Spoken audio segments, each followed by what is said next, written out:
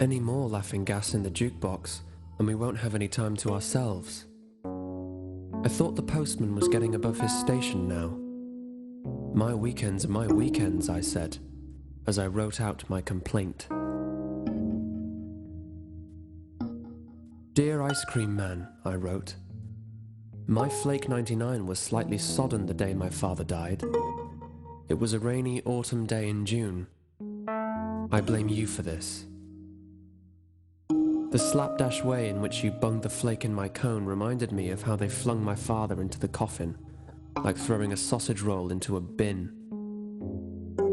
I know you haven't been yourself of late, what with the eczema and genocide, but your work is your work, and there is little you can say to assuage my iffy bits as they bounce around my belly like pinballs of sad, all incongruent for your flagrant misconduct.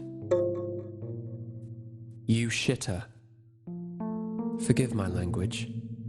I hope you see past the vitriol and nurture the consumer criticism I have syringed into your skull box. Please tell this to your wife, for she deserves to know.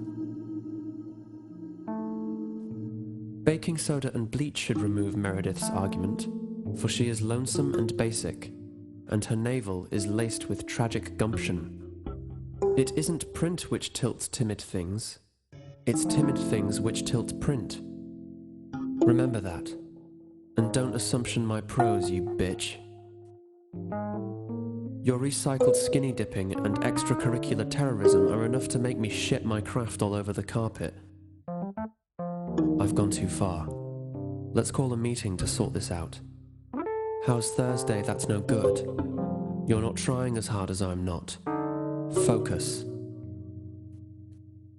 I don't ask you who your authorities are, laughed the jukebox, off its tits on mirth odor and methadrome. I merely assert that your marriage is terse.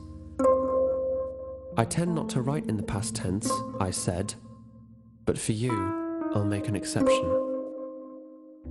I continued my letter, wetting my quill once more and saving my Word document. The cliff dangled over the edge of the pier. I can't hold on much longer, said the sky. We're more alike than you think, he wept, as he let go and was gone. Who will mourn? Who will mourn? 2 questions.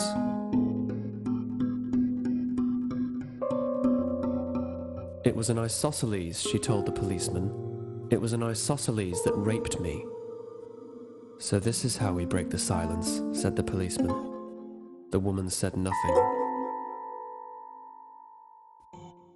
Images. A clay pigeon stole my chips. Sod's Law pleaded guilty and lost. I sent my shadow on ahead of me as I was in a rush. He's on the laminate ceiling again, quipped Marge. For a concept, she was quite funny, but in reality, she was a real bore. The number of times I've had to clean up after her nationwide bestsellers doesn't bear mentioning. She's the kind of concept where you kind of want to a bit, but you never actually get round to doing her. There's always something else to do, like combing the windows clean, or shuffling your tent before the landlord sees. And so off she went. Again. I was alone, with all my circuit thoughts, wiring around my diet plan. I wish there was someone else, I thought. I still might find them. In time.